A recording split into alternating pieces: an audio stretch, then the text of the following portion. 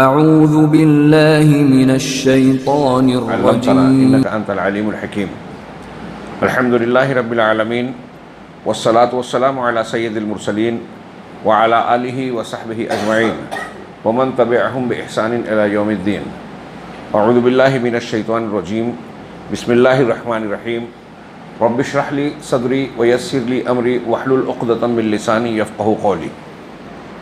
عن عمر بن الخطاب رضی اللہ عنہ قال سمعت رسول اللہ صلی اللہ علیہ وسلم یقول انما الاعمال بالنیات وانما لکل امرئ ما نوى الى آخر الحدیث متفق علیہ. وعن عائشہ رضی اللہ تعالی عنہا قالت قال رسول اللہ صلی اللہ علیہ وسلم من احدث فی امرنا هذا ما ليس منه وفی روایت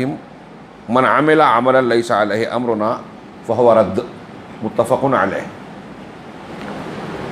محترم بزرگوں اور بھائیوں،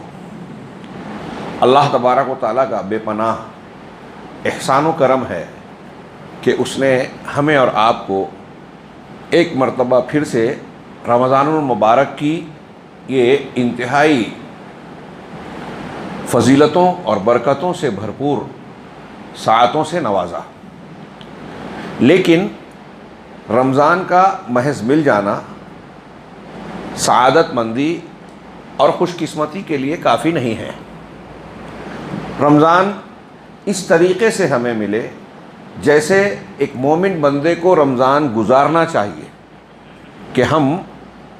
اس کے آداب کا، احکام کا، شرائط کا لحاظ رکھیں، اس کی رعایت کرتے ہوئے رب العالمین کے جناب میں اپنی عبادات، اپنی محنتیں بجا لائیں اور اس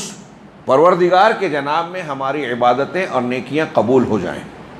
ہمیں جہنم سے آزادی کا سرٹیفکیٹ مل جائے. رب العالمین اس ماہ مبارک میں جو بہت سارے لوگوں کو جہنم سے آزادی عطا فرماتا ہے وہ ہمیں مل جائے. ہم رمضان المبارک کے فضائل و مسائل سے متعلق باتیں جانیں گے. یہاں صرف ایک بات کا اور ذکر کروں کہ گزشتہ امتوں میں لمبی لمبی عمریں ہوتی تھیں. ایک آدمی کو ہزار سال کی، کئی سو سال کی عمر ملتی تھی،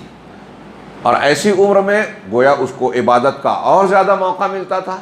لیکن امت محمدیہ کے لوگوں کی عمر اوسط 60 سال ہے. مگر اس 60 سال میں اللہ رب العالمین نے ہمیں ایسے مواقع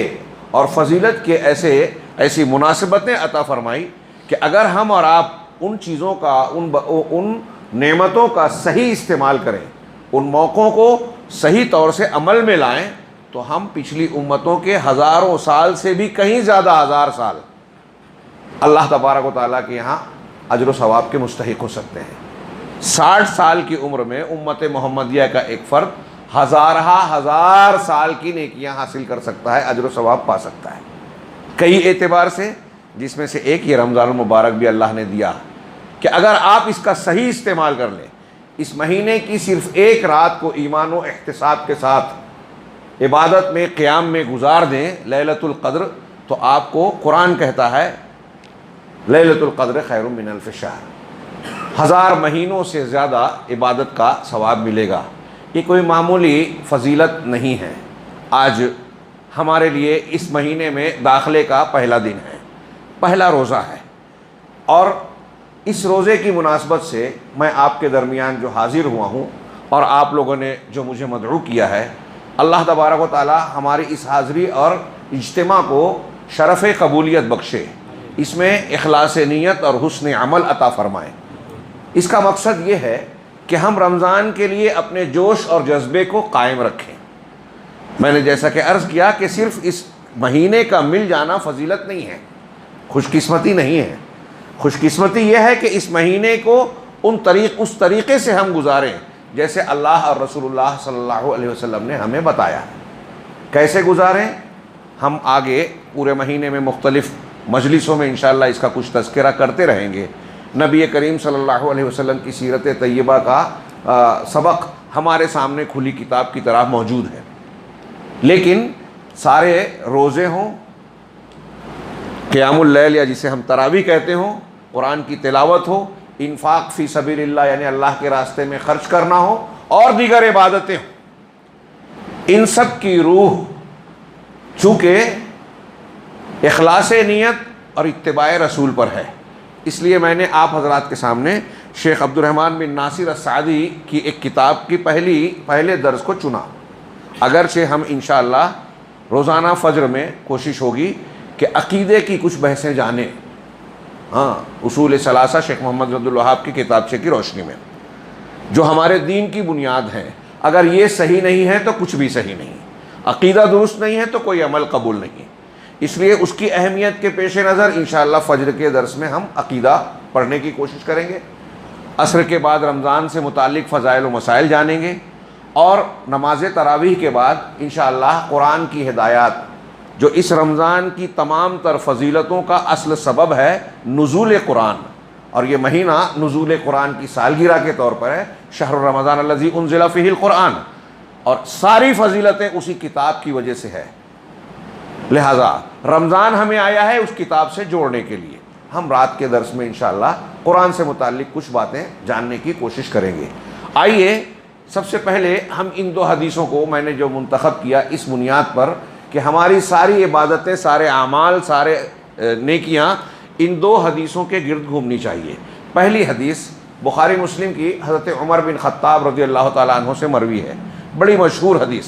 جو ہر بچے کو یاد ہے اور یاد ہونی چاہیے۔ انما الاعمال بالنیات، یہ حدیث کا پہلا ٹکڑا ہے، پہلا فقرہ ہے کہ اعمال کا دار و مدار نیتوں پر ہے۔ ہاں، وَإِنَّمَا لِكُلِّ امْرِئٍ مَّا نَوَىٰ، تشریح میں آگے شیخ عبد الرحمن کی زبان میں کرنا چاہتا ہوں، اگر میں اپنی بھی تشریح کروں تو وقت زیادہ ہو جائے گا، ہاں، لہذا اسی پر اکتفا کریں گے انشاءاللہ۔ وَإِنَّمَا لِكُلِّ امْرِئٍ مَّا نَوَىٰ، ہر آدمی کے لیے وہی اجر و ثواب، وہی بدلہ ہے جو اس نے نیت کی، جو اس نے چاہا۔ فَمَنْ كَانَتْ هِجْرَتُهُ إِلَى اللَّهِ وَرَسُولِهِ، چنانچہ جس شخص کی ہجرت، اللہ کے رسول صلی اللہ علیہ وسلم نے نیت کو اعمال کی بنیاد قرار دینے کے بعد ایک مثال بیان کی کہ جس شخص کی ہجرت کوئی چھوٹا موٹا عمل نہیں ہے، اللہ کے لیے، دین بچانے کے لیے گھر بار وطن رشتہ داروں کو چھوڑ کر کہیں اور منتقل ہو جانا، دنیاوی اعتبار سے ایک اندھیرے مستقبل کی طرف سفر کرنا، پتہ نہیں کہاں جائیں گے، کیا ہوگا، تو جس شخص کا اتنا بڑا عمل ہے، لیکن اگر کسی کا یہ عمل اللہ اور رسول کی طرف ہے، یعنی حسن نیت کے ساتھ ہے، فَهِجْرَتُهُ إِلَى اللَّهِ وَرَسُولِهِ، تو اس کی یہ ہجرت اللہ اور رسول کی طرف ہی ہوگی، سچی اور اچھی ہوگی، اجر و ثواب کا باعث ہوگی۔ لیکن وَمَنْ كَانَتْ هِجْرَتُهُ لِدُنْيَا يُصِيبُهَا، وہ شخص جس کی ہجرت کسی ایسے دنیا کی وجہ سے ہو جس کو وہ حاصل کرنا چاہتا ہے کہ فلاں چیز کماؤں گا، فلاں چیز بناؤں گا، ہاں، او امرأۃ ينکحها، یا پھر دنیا کی چیز میں سے ایک لذت اور کشش کی چیز کا ذکر کیا کہ کسی عورت کی طرف جس سے وہ نکاح کرتا ہے، نکاح کرنے کے لیے کسی عورت کی خاطر جو ہے ہجرت کی، فہجرتہ الی ما ہاجر الیہ، تو اس کی ہجرت اسی چیز کی طرف ہوگی جس کی طرف اس نے ہجرت کی۔ یہ پہلی حدیث۔ دوسری حدیث ام المومنین حضرت عائشہ صدیقہ رضی اللہ تعالیٰ عنہ، اس کی راویہ ہیں، بخاری مسلم کی یہ بھی ہے، جس کا بخاری مسلم کا متفقہ لفظ ہے من احدث فی امرنا ھذا، اللہ کے رسول صلی اللہ علیہ وسلم نے فرمایا من احدث فی امرنا ھذا ما لیس منہ، ہاں، کہ جس شخص نے ہمارے اس دین میں، فی امرنا ھذا، ہمارے اس معاملے میں یعنی ہمارے اس دین میں کوئی ایسی چیز ایجاد کی جو اس کا حصہ ہے نہیں، یعنی اللہ اور رسول نے دین دیا، اللہ اور رسول نے جو چیز نہیں بتائی، ایسی چیز کسی نے ایجاد کی۔ اور ایک روایت میں صحیح مسلم میں ہے من عمل عملا لیس علیہ امرنا، جس نے کوئی ایسا عمل کیا جس پر ہمارا حکم نہیں ہے، تو پھر اللہ کے رسول نے فرمایا فہو رد، وہ مردود ہے، اللہ کے یہاں قابل قبول نہیں ہوگا۔ ان دونوں حدیثوں کو ذہن میں رکھیے، اور شیخ کی تشریح کے کچھ باتوں کو میں پیش کر رہا ہوں، بہت غور سے سماعت فرمائیں۔ شیخ نے کہا کہ یہ دونوں عظیم الشان حدیثیں، ان دونوں حدیثوں میں پورا کا پورا دین ہمارا داخل ہے، ان دو حدیثوں میں ہمارا پورا دین داخل ہے۔ اصول فروع یعنی جو اس کی بنیادیں ہیں، جو اس کے فروعی احکامات ہیں، اس کا ظاہر ہے اور باطن، دین کے کچھ ظاہری احکامات ہیں، کچھ باطنی اعمال ہیں، ہاں۔ چنانچہ شیخ نے کہا حضرت عمر والی حدیث انما الاعمال بالنیات، یہ باطنی اندر کے ہمارے اعمال کے لیے پیمانہ ہے، میزان ہے. ہمارے اندر کے اعمال، اخلاص، یا یوں کہیے کہ ایمانیات کا پیمانہ ہے. حضرت عمر کی حدیث کہ آپ کے اندر کیا ہے، اور حضرت عائشہ رضی اللہ تعالیٰ عنہ کی جو حدیث ہے وہ ظاہری اعمال کا پیمانہ ہے، معیار ہے، ترازو ہے. ظاہر میں ہمارا عمل صحیح ہے کہ نہیں، یہ اس کا پیمانہ ام المومنین حضرت عائشہ صدیقہ کی حدیث ہے. کیسے کہ ان دونوں حدیثوں میں معبود کے لیے اخلاص اور رسول کے لیے متابعت کو خالص کرنے کا حکم ہے، جو کہ دونوں کے دونوں ہر عمل کے قبول ہونے کے لیے شرط ہیں. ہمارا ہر عمل معبود کے لیے خالص ہو، اللہ کے لیے ہو، اور اس عمل کو رسول اللہ صلی اللہ علیہ وسلم کی مطابعت میں ہونا چاہیے. پہلا اخلاص کی تعلیم دیتا ہے، دوسرا اتباع رسول کی تعلیم دوسری روایت، دوسری حدیث اخلاص اتباع رسول کی تعلیم دیتی ہے. کہتے ہیں یہ دونوں کے دونوں عمل، یہ دونوں کے دونوں چیزیں، یعنی اخلاص نیت اور اتباع رسول، ہر ظاہری اور باطنی عمل کے قبول ہونے کے لیے شرط ہے. اگر یہ دونوں نہیں ہیں، شیخ نے کہا کہ جس کے اعمال اللہ کے لیے خالص ہوں اور اللہ کے رسول صلی اللہ علیہ وسلم کی اتباع کر رہا ہو، تو یہ وہ عمل ہے جو اللہ کے یہاں مقبول ہوگا، قبول ہوگا. اب ہم روزہ رکھ رہے ہیں، تراویح پڑھ رہے ہیں، تلاوت کر رہے ہیں، دوسری عبادتیں کر رہے ہیں، نماز، روزہ، حج، زکوٰۃ، ساری عبادتیں. ان ساری عبادتوں میں یہ دو بنیادیں ہونا ضروری ہے کہ ہمارے اندر اخلاص نیت ہو اور اتباع رسول ہو. اخلاص ہو، آگے شیخ نے کہا وَمَنْ فَقَدَ الْأَمْرَيْنِ أَوْ أَحَدَهُمَا، جو ان دونوں چیزوں کو گم کر دے یا دونوں میں سے ایک چیز اس کے عمل میں نہ ہو، تو کہہ رہے ہیں کہ اس کا عمل مردود ہے، اللہ کے یہاں قابل قبول نہیں ہوگا. چنانچہ یہ اللہ تعالیٰ کے اس قول میں داخل ہو جائے گا وَقَدِمْنَا إِلَىٰ مَا عَمِلُوا مِنْ عَمَلٍ فَجَعَلْنَاهُ هَبَاءً مَنْثُورًا. قیامت کے دن اللہ تعالیٰ نے لوگوں کے اعمال کے تعلق سے یہ کہا کہ ہم ان کے جو کچھ انہوں نے عمل کیا ہوگا، سورہ فرقان کی یہ آیت ہے قرآن کی، کہ جو کچھ اعمال انہوں نے کیا ہوگا ان اعمال کی طرف ہم متوجہ ہوں گے اور ان کو ہباء منثورا، بکھرا ہوا غبار بنا دیں گے. یعنی ایسے عمل جو بہت بھاری بھاری دکھائی دے رہے ہیں لیکن اس میں اخلاص نہ ہو، مثال کے طور پہ، یا رسول کی اتباع اور سنت کی پیروی نہ ہو، تو اللہ تعالیٰ نے فرمایا کہ جو ایسے لوگ عمل کر کے لائیں گے ہم ان کے سارے عمل کو ہباء منثورا بنا دیں گے، بکھرے ہوئے غبار کی طرح. میزان عمل میں اس کا کوئی وزن نہیں ہوگا، وہ ہمارے لیے فائدہ مند نہیں ہوگا. چنانچہ آگے کہا اور جو شخص دونوں صفات کو اپنے اندر موجود رکھے، اپنی عبادات اور اعمال کے اندر، جس کے عمل میں یہ دونوں چیزیں موجود ہو، اخلاص نیت اور اتباع رسول صلی اللہ علیہ وسلم، تو کہا کہ یہ دونوں اللہ تعالیٰ کے اس قول میں، فرمان میں داخل ہے جو سورہ نساء کی آیت ہے وَمَنْ أَحْسَنُ مِمَّنْ أَسْلَمَ وَجْهَهُ لِلَّهِ وَهُوَ مُحْسِنٌ، کہ اس شخص سے دین کے اعتبار سے وہ اس شخص سے زیادہ بہتر کون ہوگا، اچھے دین والا کون ہوگا، جس نے اپنے منہ کو، اپنے چہرے کو اللہ تبارک و تعالیٰ کی طرف موڑ دیا. یعنی اپنے دل کو، جب چہرہ مڑا تو دل بھی مڑا، یعنی اپنے دل کی نیت اللہ کی طرف کر لی. وہ محسن، اور وہ احسان کرنے والا یعنی نیکی کرنے والا ہے، یعنی حسن عمل رسول اللہ صلی اللہ علیہ وسلم کی اتباع سے ہوگا. اس آیت کی تشریح اور تفسیر آپ دیکھیں گے تو اہل علم نے بیان کیا کہ اسلم وجہہ للہ اور محسن، ان دونوں میں یہ دو عمل کی شرطیں بیان کی گئی ہے. پہلے میں یہ کہا گیا کہ آپ کی ہماری نیت صحیح ہو، اور دوسرے میں یہ کہا گیا کہ ہمارا عمل صحیح ہو، یعنی رسول اللہ صلی اللہ علیہ وسلم کی سنت کے مطابق ہو. دوسری آیت اسی مفہوم کی سورہ بقرہ میں ہے بلا من اسلم وجہہ للہ وہو محسن فلہ اجرہ عند ربہ ولا خوف علیہم ولا ہم یحزنون. بلا کیوں نہیں، جس شخص نے اپنے چہرے کو اللہ کی طرف موڑ دیا، اپنے آپ کو اللہ کے حوالے کر دیا اندر سے، وہ محسن، اور ظاہر میں بھی وہ اچھے عمل کرنے والا ہو، تو اس کے لیے اس کا اجر اپنے رب کے پاس ہے، اس کے رب کے پاس ہے، اور ان پر کوئی خوف اور کوئی غم نہیں ہوگا. مستقبل کا ڈر نہیں ہوگا کہ قیامت میں پکڑے جائیں گے، اور دنیا سے جانے کے لیے دنیا کی چیزوں کے چھوٹنے کا خوف نہیں ہوگا. اب آئیے، انہوں نے دونوں حدیثوں کے تعلق سے تھوڑی سی شرح کی.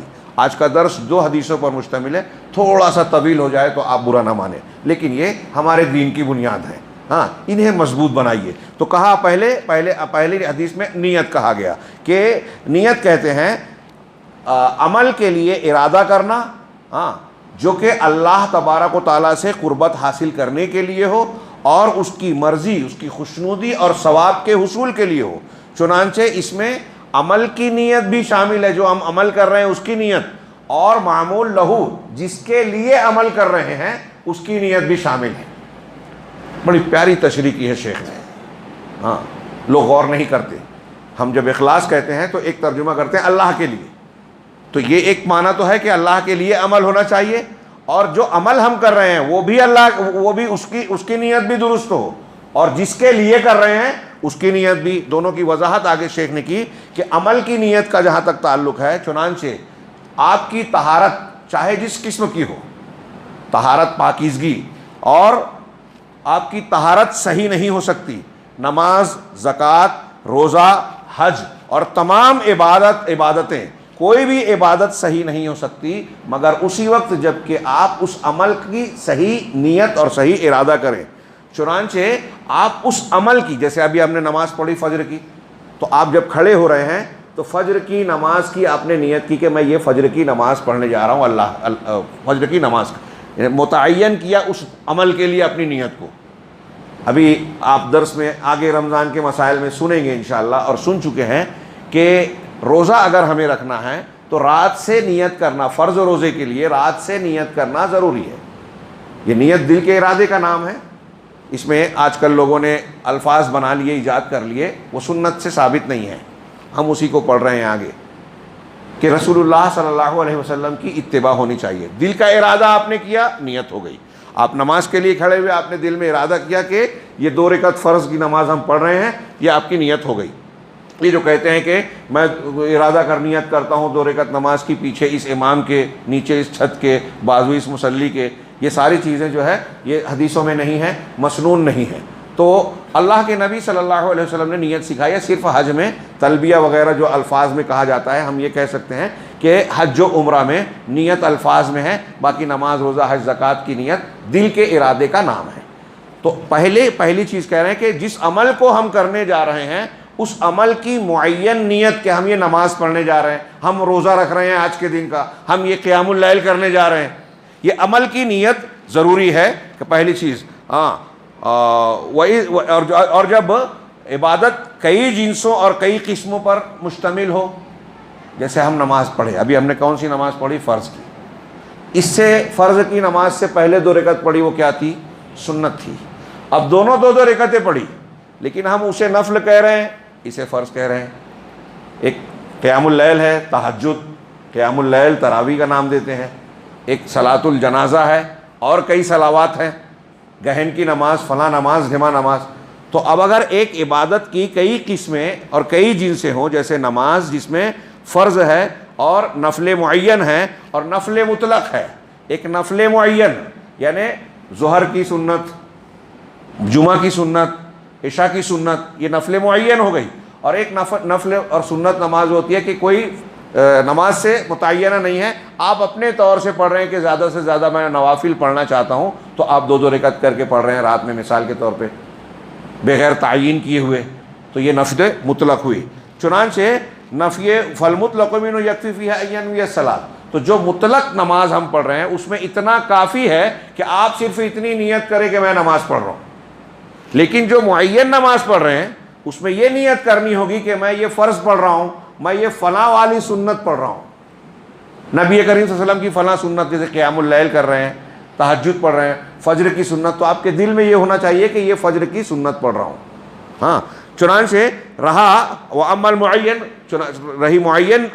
رہا معین عمل، فرض ہو یا نفل معین، جیسے وتر ہو، سنن رواتب ہوں، تو ان کے لیے نیت کی ضروری ہے کہ آدمی اس عبادت کو انجام دیتے ہوئے خاص اس عمل کی نیت کرے۔ یہ تمام عبادتوں میں ہوگا۔ آج ہم روزہ ہیں، رمضان کا روزہ ہے، ہاں، اب اگر رمضان کے بعد اللہ نے توفیق دی شوال کے 6 روزے، تو اس وقت ہم کو یہ نیت کرنی ہوگی۔ اگر کسی کا روزہ چھوٹا ہے، اب ایک آدمی کا روزہ چھوٹا ہے رمضان کا، اور ایک آدمی شوال کے روزے رکھ رہا ہے شوال میں، تو اب وہ نیت سے ہی فرق ہوگا. اس کی نیت ہے کہ میرے رمضان میں جو بیماری کی وجہ سے، سفر کی وجہ سے روزے چھوٹے ہیں، ہاں، یا ہماری خواتین مائیں بہنیں، ہاں، کسی منتھلی کورس کی وجہ سے روزہ چھوٹ رہا ہے کسی عذر شرعی کے تحت، تو اب وہ جب روزہ رکھ رہی ہیں تو یہ کیسے فرق ہوگا کہ یہ شوال کے روزے ہیں یا یہ قضا کے روزے ہیں، یہ نظر کے روزے ہیں؟ یہ نیت سے فرق ہوگا کہ میں فلاں والا روزہ رکھ رہا ہوں یا رکھ رہی ہوں. گویا دل میں یہ ارادہ ہونا چاہیے. تمام عبادتوں میں یہ معین عبادت کے لیے نیت کرنا شرط ہے. کہہ رہے ہیں کہ اسی طریقے سے یہ بھی ضروری ہے کہ عادت اور عبادت میں فرق ہو. ایک چیز ہوتی ہے جو ہم عادت کے طور پر، ضرورت کے طور پر انجام دیتے ہیں دنیا کے عمل میں، اور ایک چیز ہوتی ہے جو عبادت کے طور پر عمل کرتے ہیں. جیسے مثال کے طور پہ ہم نہاتے ہیں، غسل کرتے ہیں. اب ایک آدمی غسل کرتا ہے صاف صفائی کے لیے، بہت پسینہ آ گیا، بڑی گرمی لگ رہی ہے، یا گندگی ہے، بدن سے بدبو آ رہی ہے، تو صفائی کے لیے، وہ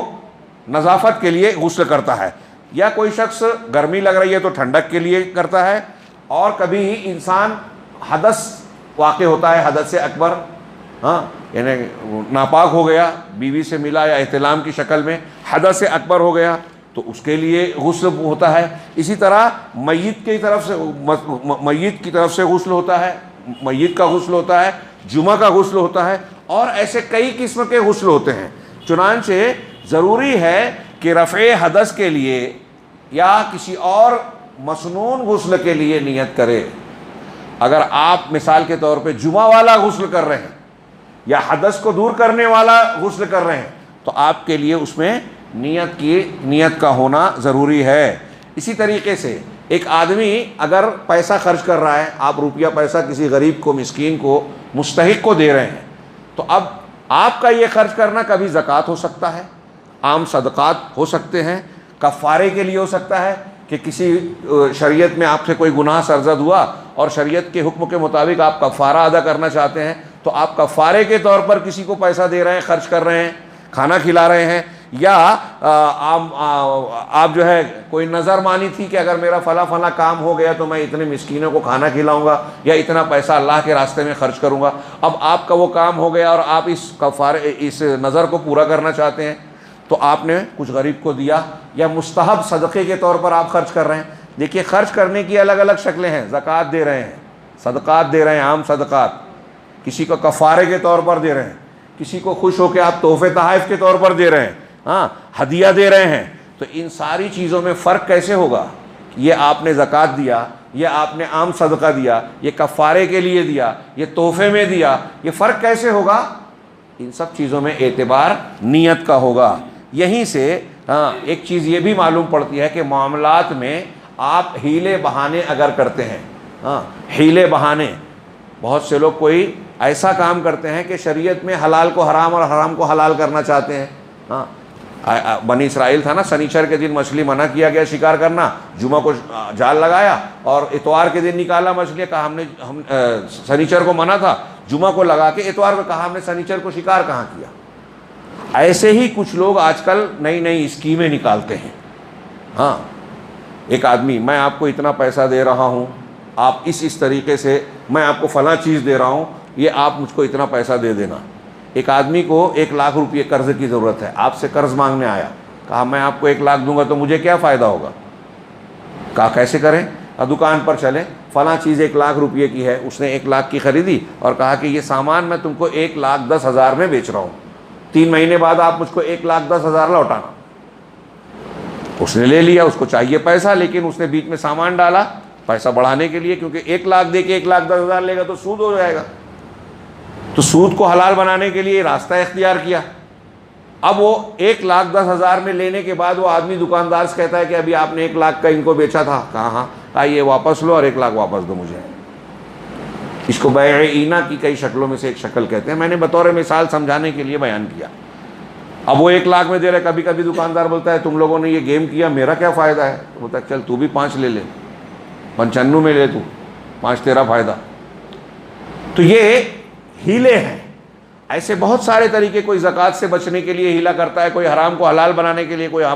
حلال کو حرام بنانے کے لیے. تو اس طرح کے جو ہیلے اختیار کرتے ہیں، حصے بکرے میں، ہاں، کوئی اس طرح کا معاملہ مفتی کے پاس جا کے پیش کرتا ہے کہ میں، میرے بھائی اتنے، بہن اتنے، ایسا ایسا بنتا ہے، میں نے یہ محنت کی، میں نے ایسے بنایا ویسے بنایا، سوال ایسے بنا کے پوچھتا ہے کہ مفتی صاحب میرے حق میں فتویٰ دیں۔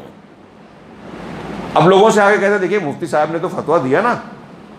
جتنی بھی اس قسم کی چیزیں انسان اختیار کرتا ہے اس میں اس کی نیت کیا ہے یہ اللہ خوب جانتا ہے، اور اس نیت کے اعتبار سے اس کا معاملہ طے ہوتا ہے کہ وہ حلال کر رہا ہے یا حرام کر رہا ہے، نیکی کر رہا ہے یا برائی کر رہا ہے، اللہ تعالیٰ کے یہاں خوش کرنے والا عمل ہے یا اللہ کو ناراض کرنے والا عمل ہے۔ ہم کتنے بھی چالاک بنے، ہمارے دل میں کیا ہے اللہ خوب جانتا ہے۔ ایک آدمی گواہ کے طور پر عدالت میں پیش ہو، قاضی بلائے، یا پنچایت میں ہمارے یہاں جھگڑا ہو دو بھائیوں کا اور تیسرے کو گواہی کے لیے بلایا جائے، اب وہ جانتا ہے سچائی کیا ہے لیکن گواہی کچھ ایسے گھما پھرا کے دیتا ہے کہ نہ سچ بھی معلوم پڑے نہ جھوٹ معلوم پڑے، حقدار کو اس کا حق دینے میں مدد نہ ملے۔ قرآن نے کہا وَإِن تَلْوُوا، ہاں اگر تم اپنی زبانوں کو لپیٹو گے یا بات کو گھما پھرا کے بات کرو گے تو اللہ تبارک و تعالیٰ اس سے ناواقف نہیں ہے۔ تو ان سارے معاملات کا مقصد کی بنیاد بھی نیت کی طرف منحصر ہوتی ہے۔ اگر ہم کوئی بدنیتی کے ساتھ اس قسم کا معاملہ کرتے ہیں تو اللہ کے یہاں چھوڑے نہیں جائیں گے۔ آج کل لوگ دین میں بھی چالاکی کا استعمال کر کے حلال کو حرام اور حرام کو، میں نے سنا ہے ہمارے یہاں ایسا ہوتا ہے کہ رمضان جب آتا ہے تو کچھ لوگ جو ہے پراپرٹیز خریدتے ہیں اور سمجھتے ہیں کہ پراپرٹی ہم نے خرید لی زکوٰۃ دینا ضروری نہیں ہے۔ سال پورا ہوتا ہے جب مال پر زکوٰۃ فرض ہوتی ہے تو زکوٰۃ سے بچنے کے لیے پراپرٹیز خرید رہے ہیں، حالانکہ آپ کو پراپرٹی بیچنے کی اگر نیت ہے تو زکوٰۃ دینا ہے۔ تو آپ کی اس نیت کو اللہ جانتا ہے کہ آپ ایک فریضے سے، اللہ کے حکم سے بچنا چاہتے ہو، بچو گے نہیں۔ تو بہرحال یہ میں نے کچھ ایک دو مثالیں دی۔ اسی طریقے سے رجعہ اور وصیہ کے سلسلے میں بھی اللہ تبارک و تعالیٰ نے حکم دیا ہے کہ بندہ اس میں لین دین کرتا ہے، کوئی معاملہ وصیت کرتا ہے تو اس میں اس کی نیت کسی کو نقصان پہنچانے کی نہیں ہونا چاہیے۔ آپ بزرگ ہو گئے، آپ کو لگتا ہے آپ کی پراپرٹی بہت ہے، میرا فلاں بیٹا تھوڑا آپ ناراض ہیں، اس سے ناراضگی ہے اور کسی سے آپ کی خوشی ہے تو آپ ناراض کو محروم کر کے وہ جس سے خوش ہو اس کو زیادہ دینا چاہتے ہو، تو وصیت ایسی کر رہے ہو گھما پھرا کے اور اس کو شریعت کے خانے میں بٹھا کے کہ کسی کو نقصان پہنچے اور کسی کو فائدہ۔ لا وصیت لوارث، اللہ کے رسول نے فرمایا وارث کے لیے وصیت نہیں ہے۔ اور آپ اگر کوئی وصیت کسی بھی قسم کی کر رہے ہیں گھما پھرا کے، کوئی آدمی یہ کہتا ہے کسی سے ناراض ہے بیٹوں کو میں نہیں دینا چاہتا تو پوری کی پوری دولت مسجد میں، دکھنے میں کوئی آدمی اس پر اعتراض نہیں کرے، کہہ رہے مسجد مدرسے میں دے رہا ہے، اللہ کے گھر میں دے رہا ہے، بہت اچھی بات ہے، لیکن وہاں اس کی نیت اگر مسجد میں دینے کی بجائے یہ نیت ہے کہ میں اپنے ورثہ اپنے وارثین کو نقصان پہنچاؤں، تو یہ اس کی نیت کے اعتبار سے اللہ تعالیٰ کے یہاں معاملہ ہوگا، وہ نیک کام نہیں کر رہا ہے، برا کام کر رہا ہے۔ کہہ رہے ہیں کہ اس میں وہ تمام وسائل شامل ہیں جو مقاصد تک پہنچنے کے لیے استعمال کیے جاتے ہیں۔ آپ کوئی کام کر رہے ہیں، کوئی مقصد ہے اور اس میں ذریعہ اختیار کر رہے ہیں، تو اب مقاصد کا جو حکم ہے، مقصد کا جو حکم ہے وہی وسائل اور ذریعے کا بھی ہے۔ اگر آپ کسی اچھے کام کے لیے غلط ذریعہ اختیار کرتے ہیں، جیسے کچھ لوگ کہتے ہیں کہ ہماری نیت اچھی ہے اس لیے ہم جھوٹ بول کے یہ کام کر لیتے ہیں، اچھا کام کرنے جا رہے ہیں تو کوئی غلط طریقہ، دھوکہ دینے والا طریقہ اختیار کر لیں اور اچھائی کو حاصل کرنے کی کوشش کریں، تو جیسے آپ کا مقصد اچھا ہے ویسے آپ کا ذریعہ بھی اچھا ہونا چاہیے۔ تو ان ذرائع کے معاملے میں بھی انسان کے لیے جو ہے ضروری ہے کہ وہ اچھے ذریعے استعمال کرے۔ اللہ تبارک و تعالیٰ مفسد اور مصلح کو خوب جانتا ہے۔ رہا معمول لہو کی، یہ عمل کی نیت ہے کہ آپ کسی خاص عمل کی نیت کر رہے ہیں۔ اب معمول لہو یعنی جس کے لیے عمل کر رہے ہیں اس کے لیے نیت، تو بندہ جو بھی نیکیاں کرتا ہے، اچھائیاں اور برائیاں کرتا ہے، کچھ کام کرتا ہے کچھ کاموں کو چھوڑتا ہے، وہ اللہ تبارک و تعالیٰ کے لیے اپنا ہر قول فعل اور عمل اختیار کرے۔ وما امروا الا لیعبدوا اللہ مخلصین لہ الدین،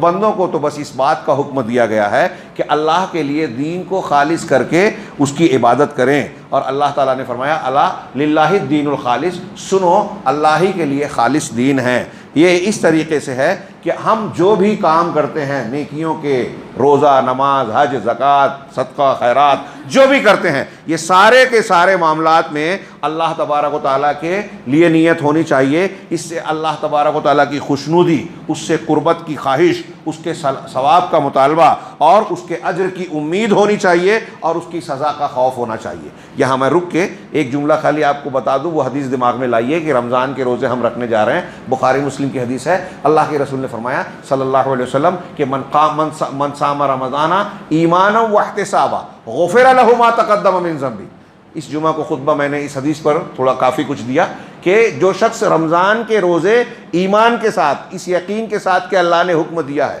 اس کی شریعت اور دین ہے، ایمان کے ساتھ رکھے، واحتسابا اور ثواب کی امید سے، کوئی دوسری نیت نہ ہو،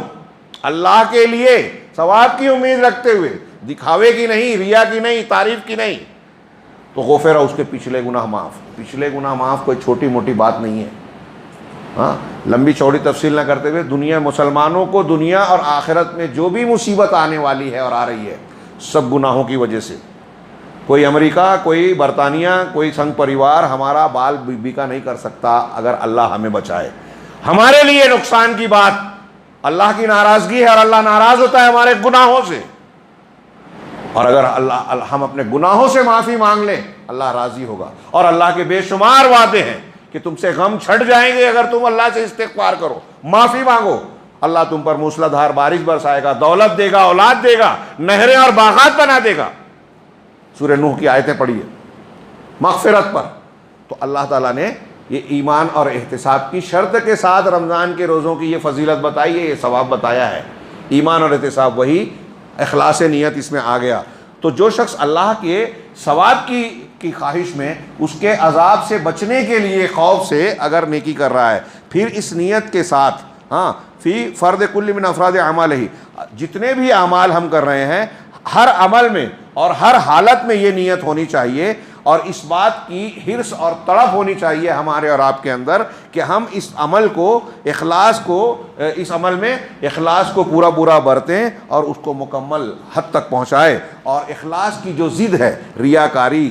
شہرت طلبی، نام روشن کرنا، آج کل ہے نا سوشل میڈیا پہ فوٹو چھپوانا، اخبار میں رپورٹ چھپوانا، تاریخ میں نام لکھوانے کی خواہش، ہاں، لوگ ہمارا نام لیویں، تاریخ میں ہمارا نام درج ہو، ایسی بہت سارے لوگوں کی خواہش ہوتی ہے، یہ اخلاص کے خلاف ہے۔ اسی طریقے سے لوگوں کی تعریف، مخلوق کے ہاں تعریف ہو، یا لوگ ہماری تعظیم کریں کہ یہ اتنے بڑے کارنامے انجام دیے ہیں، ایسی اگر ہماری خواہش ہے تو یہ ساری چیزیں اخلاص نیت کے خلاف ہیں۔ اور شرک اکبر اگر آ گیا تو وہ پورے اخلاص دین کے خلاف ہے۔ اگر ایک آدمی نے شرک اکبر کیا، شرک اکبر، اور توبہ نہیں کی، تو اس کی کوئی نماز، کوئی روزہ، کوئی حج، کوئی زکوٰۃ، کوئی نیکی قبول نہیں ہے۔ یہ شرک اصغر ہے، ریاکاری، دکھاوا، جس عمل میں آئے گا صرف وہ عمل برباد ہوگا، اور شرک اکبر ہے سارے اعمال برباد ہو جائیں گے۔ ہاں، آگے شیخ نے کہا چنانچہ کوئی بندہ اپنا مقصد اور اپنی مراد اور غایت، ہاں، اللہ کے علاوہ، اللہ کی خوشنودی کے علاوہ کسی اور چیز کو نہ بچائے، بس اس کا مقصد اصیل اور بنیادی مقصد یہی ہونا چاہیے کہ اللہ کی خوشنودی مل جائے، اس کا ثواب طلب کرے، مخلوق کی طرف کوئی توجہ نہ دے، اور نہ ہی ان سے کسی نفع، فائدے اور فائدے کی امید رکھے، ہاں، نہ ان سے تعریف توصیف کی امید رکھے۔ فَإِنْ حَصَلَ شَيْءٌ، اگر ان میں آپ اللہ کے لیے کوئی عمل کر رہے ہیں لیکن لوگ آپ کی تعریف بھی کر رہے ہیں، آپ کا مقصد نہیں ہے، لیکن ان میں سے کوئی چیز حاصل ہو گئی بندے کو، تو یہ پھر اس کے لیے نقصان دہ نہیں ہوگی، بلکہ حدیث کے مطابق یہ مومن کے لیے دنیا کی بشارت ہے اللہ کی طرف سے۔ آپ کی تعریف لوگ کر رہے ہیں کہ بہت نیک انسان ہے، اور آپ کو دل میں اس سے خوشی بھی ہوئی، لیکن آپ کے عمل کے اندر اس کا وہ مقصود نہیں تھا، تو پھر کوئی بات نہیں ہے۔ اگر مقصود یہ ہو گیا تو پھر یہ ناجائز ہوگا۔ آگے شیخ نے کہا چنانچہ نبی کریم صلی اللہ علیہ وسلم کا فرمان، انما الاعمال بالنیات، اعمال کا دار و مدار نیتوں پہ ہے، تو اس کا معنی یہ ہوگا کہ لا تحصل ولا تکون الا بالنیہ، کہ عمل نیت کے بغیر نہ حاصل ہوتا ہے اس کا فائدہ، اور نہ ہی عمل صحیح ہوتا ہے، اس کا پورا دار و مدار نیت پر ہے۔ اس کے بعد اللہ کے رسول صلی اللہ علیہ وسلم نے فرمایا کہ وَإِنَّمَا لِكُلِّ امْرِئٍ مَّا نَوَىٰ، آدمی کے لیے وہی ہے جو اس نے نیت کی، جو چاہا، یعنی اس کے عمل بندے کی نیت کے مطابق ہوتا ہے کہ وہ عمل صحیح ہے یا غلط ہے۔ صحت مند ہے یا فاسد ہے، ہاں اس کا یا وہ عمل کامل ہے یا ناقص ہے۔ چنانچہ جس نے خیر کے عمل کی نیت کی اور اس کے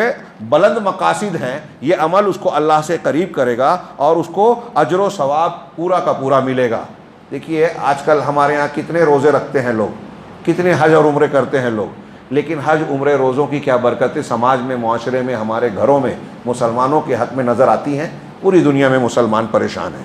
میں ایسا مانتا ہوں۔ اس میں مصیبت ایک تو یہ ہے کہ نیتیں بحران کا شکار ہیں، صحیح نیتیں نہیں ہیں۔ دوسرے،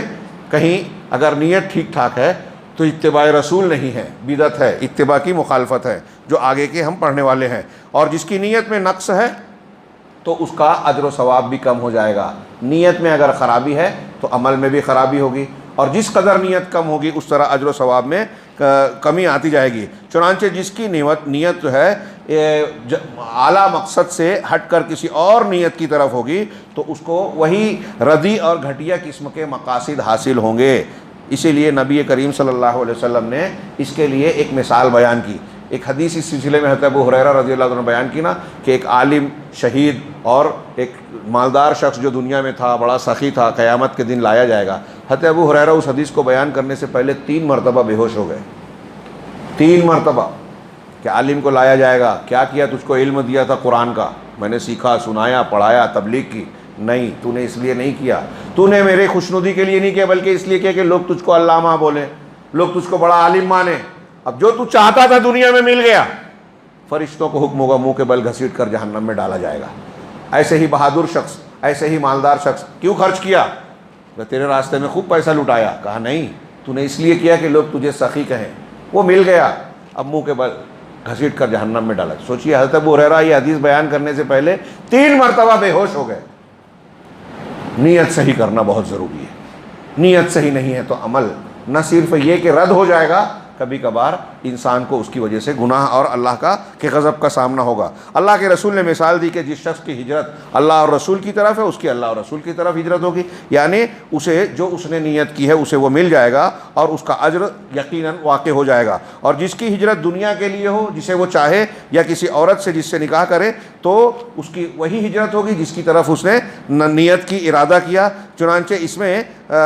شیخ نے آگے بیان کیا کہ عورت کی بطور خاص مثال دی، تاکہ ایک آدمی جو عام طور سے جو دل میں خواہش رکھتا ہے اور اس چیز کی طرف تڑپ رکھتا ہے، آج کل ہمارے یہاں عشق معاشقے کے بہت سارے قصے، کہانیاں سنائی جاتی ہیں، بہت سے مسلمان بھی اس کو صحیح سمجھنے لگتے ہیں، تو یہ بھی سامنے آ جائے کہ اس قسم کے ارادے سے اگر کوئی محنت مشقت کر رہا ہے، عمل کر رہا ہے، تو اس کو اللہ کے یہاں اجر و ثواب نہیں ملے گا۔ یہ ایسے ہی ہے جیسے اللہ کے رسول صلی اللہ علیہ وسلم سے پوچھا گیا کہ کوئی شخص جو ہے وطن کے دفاع میں لڑتا ہے، کوئی دوسری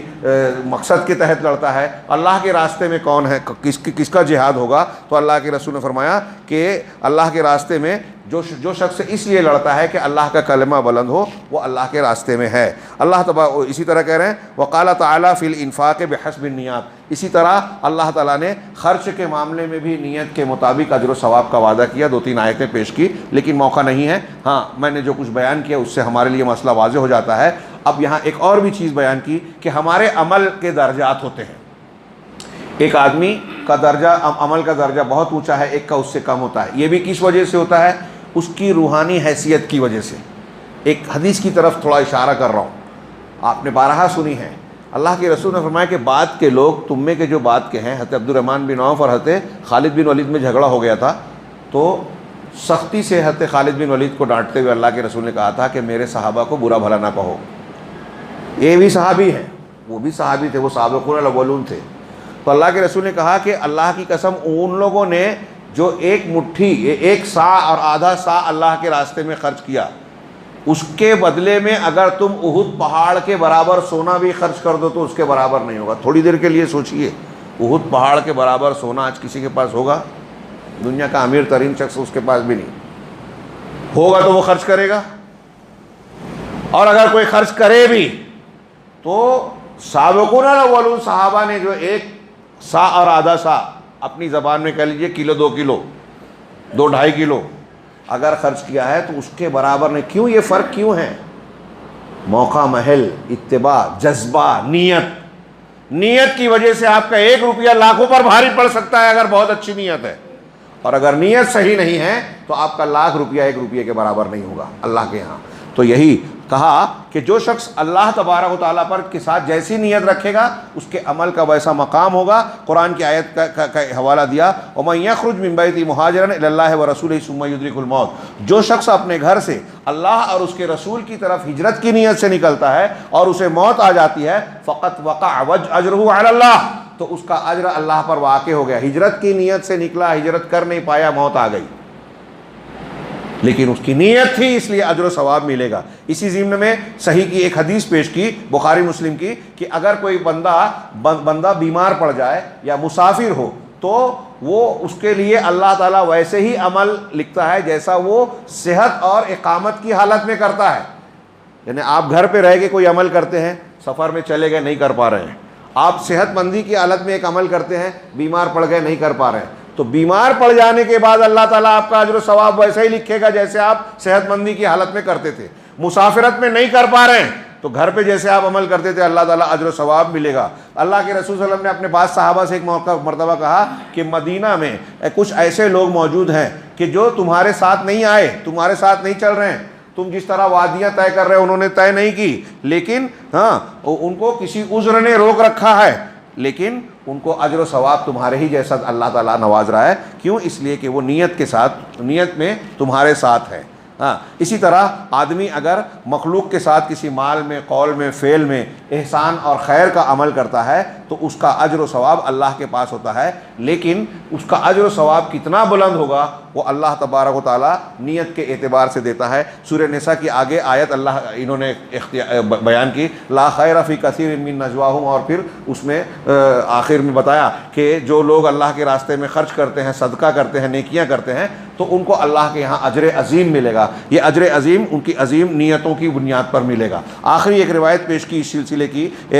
تشریح میں بہت پیاری، کہ بخاری کی ایک مرفوع حدیث ہے کہ جو شخص لوگوں سے مال لیتا ہے، قرضوں سے لیتا ہے، کسی سے عاریتاً لیتا ہے، اس کی نیت ہے کہ وہ ادا کرے گا۔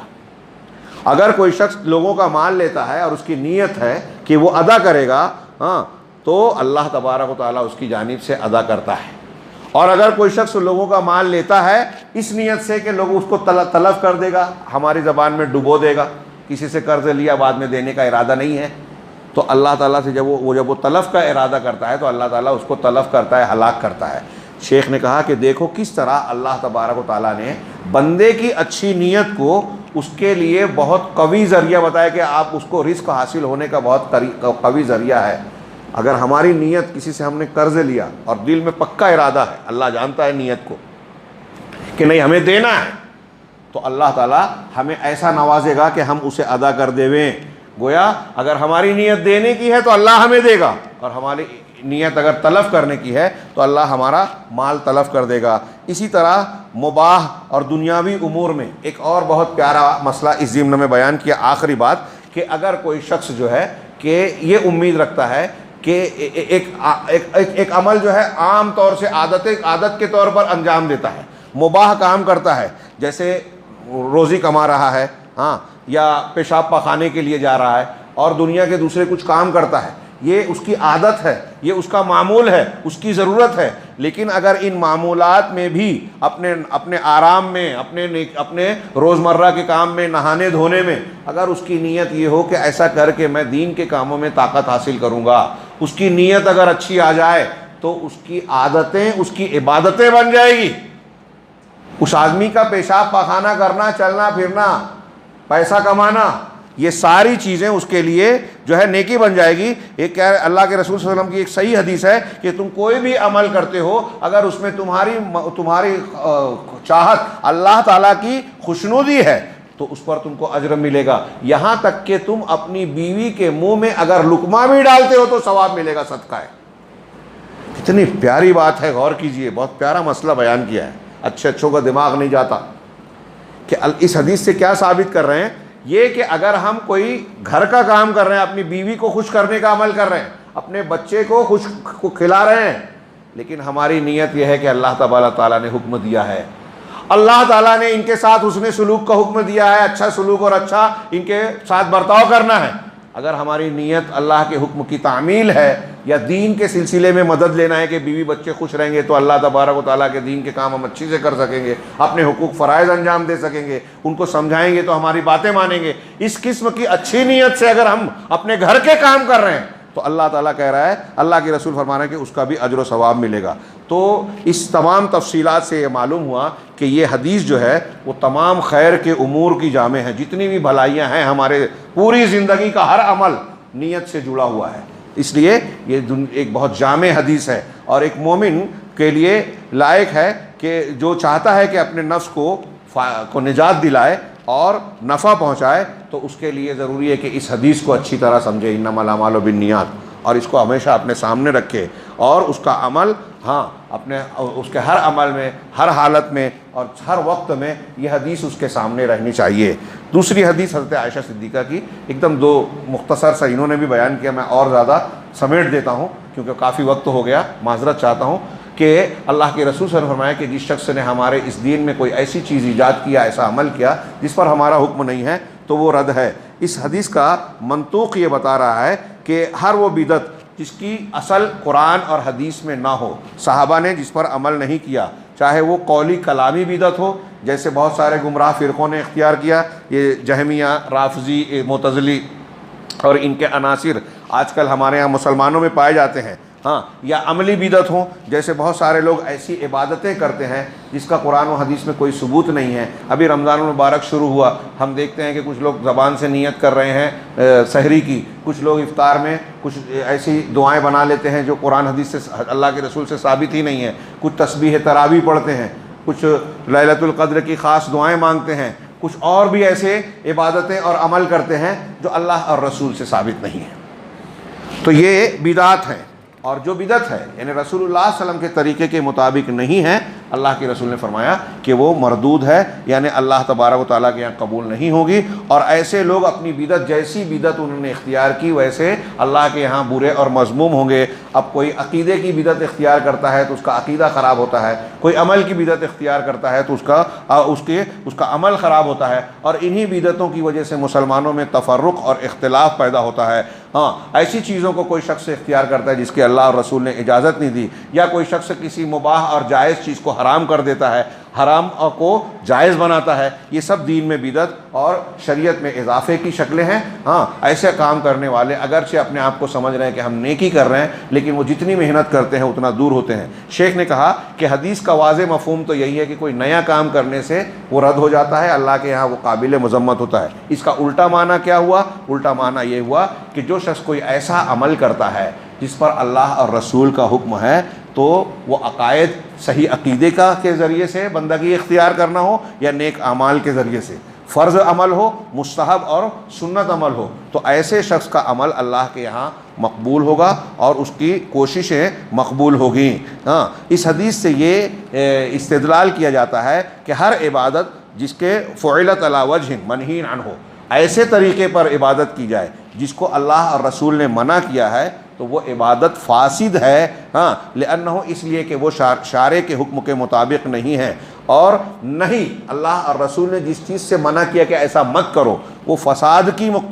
کا تقاضا کرتی ہے، اور ہر معاملہ جس سے شریعت نے منع کیا ہے وہ معاملہ لغو ہوگا، اس کا شمار اللہ کے یہاں نہیں کیا جائے گا۔ لہٰذا ہم جب رمضان میں داخل ہو رہے ہیں تو ہماری ہر عبادت میں آج سے ہم کو یہ چیز، یہ دو حدیثیں سامنے رکھنی ہیں۔ ایک تو ہماری نیت صحیح ہو، روزے میں، قیام اللیل میں، تلاوت میں، خرچ میں، دعاؤں میں، ہم اپنی ماں بہنوں کے ساتھ اور گھروں میں جو سلوک کرتے ہیں، معاملات کرتے ہیں، ہر معاملے میں ہماری نیت صحیح ہو۔ دوسرے